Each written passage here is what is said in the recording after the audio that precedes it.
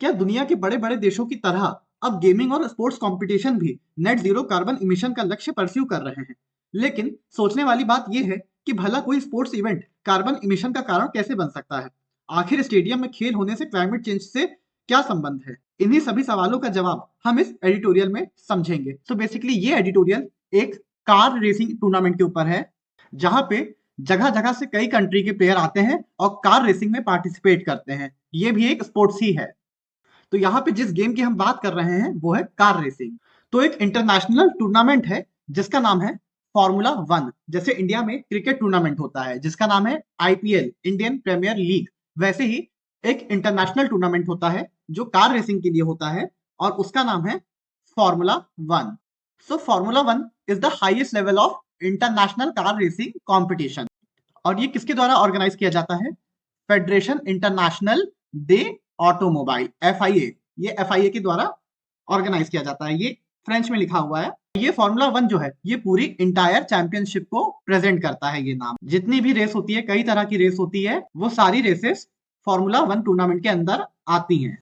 अलग से जो एक एक रेस होती है इस टूर्नामेंट में, उसको हम ग्रैंड प्रिक्स कहते हैं। ग्रैंड प्रिक्स का मतलब जो इंडिविजुअल रेसेस होती है इस चैंपियनशिप में। और ग्रैंड प्रिक्स एक फ्रेंच वर्ड है जिसका मतलब है ग्रेट प्राइज। तो ये एडिटोरियल हमें बताता है स्टार्ट करते हुए कि फॉर्मूला वन का ये गोल्डन पीरियड चल रहा है, इस टूर्नामेंट का ये गोल्डन पीरियड चल रहा है। किसी भी टूर्नामेंट का गोल्डन पीरियड कब होगा?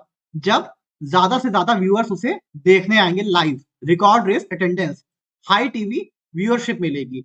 टीवी में ज्यादा से ज्यादा लोग देखेंगे, ज्यादा से ज्यादा प्लेटफॉर्म में वो स्ट्रीम होगा और उसकी बड़ी ऑडियंस होगी।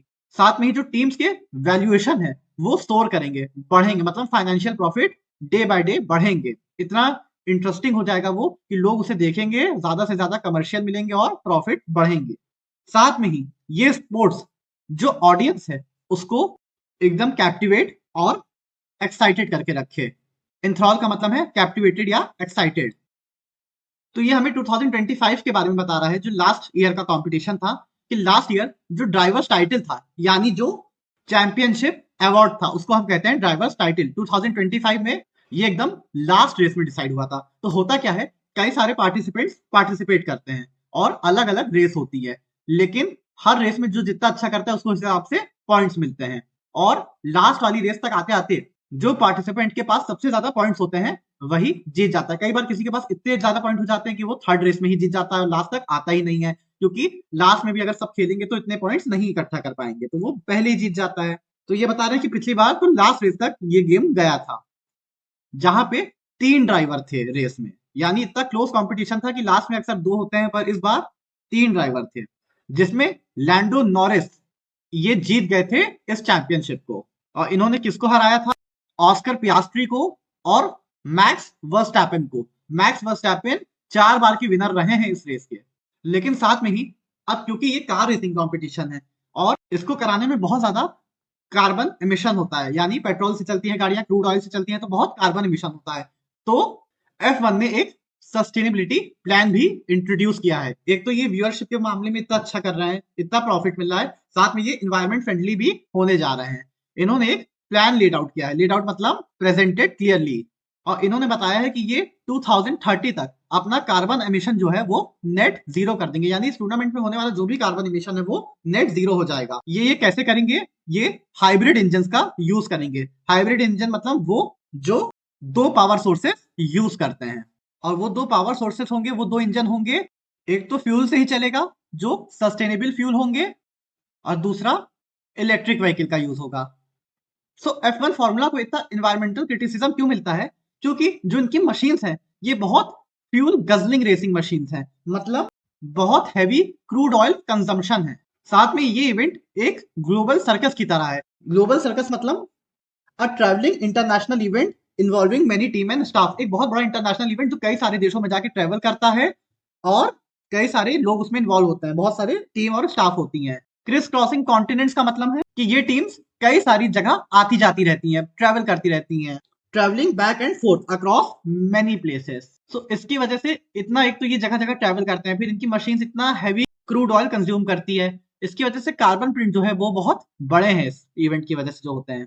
और जो क्रिटिक्स हैं वो इस तरीके के इवेंट को एक एनक्रोनिस्टिक एंडेवर कहते हैं। एनक्रोनिस्टिक मतलब पुराने और आउटडेटेड तरीके के इवेंट्स, और एंडेवर मतलब एक्टिविटी और effort, यानी एक पुराने तरीके की एक्टिविटी की तरह देखते हैं।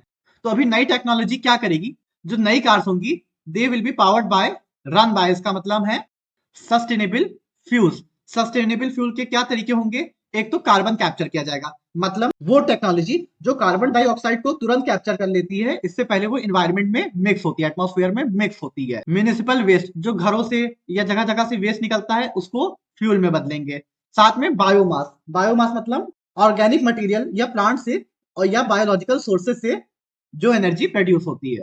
साथ में ही जब कार्स में ब्रेक लगता है तो कुछ एनर्जी कार भी लूज करती है ब्रेक लगते टाइम, तो उस एनर्जी को भी हार्वेस्ट करेंगे, मतलब कलेक्ट और गैदर, हार्वेस्ट करके बैटरीज को चार्ज करेंगे इलेक्ट्रिक व्हीकल की। इससे इंडस्ट्री पे क्या इंपैक्ट होता है इस इवेंट से, तो जो मोटर स्पोर्ट्स इवेंट होते हैं ये एक प्लेटफॉर्म देते हैं रिसर्च और डेवलपमेंट के लिए। साथ में होता क्या है, जो मेजर कंपनीज होती है जैसे ऑडी, होंडा और फोर्ड, ये जो ट्रैक कार होती है उस पर रिसर्च और डेवलपमेंट करके अगर वो सही होता है तो उसे रोड कार्स पे भी इम्प्लाई करते हैं, जो कार सड़क पे चलती है। ट्रैक कार मतलब जो रेसिंग फील्ड पे चलती है वो अलग तरीके की कार होती है, उसमें कई तरह की टेक्नोलॉजी होती है, और अगर वो सही होती है या रोड कार को बेहतर बना पाती है तो वो रोड कार्स पे ट्रांसफर कर दी जाती है वो टेक्नोलॉजी। तो यही एडिटर कह रहे हैं कि ये मोटर स्पोर्ट्स तो एक बड़ा प्लेटफॉर्म है रिसर्च और डेवलपमेंट के लिए।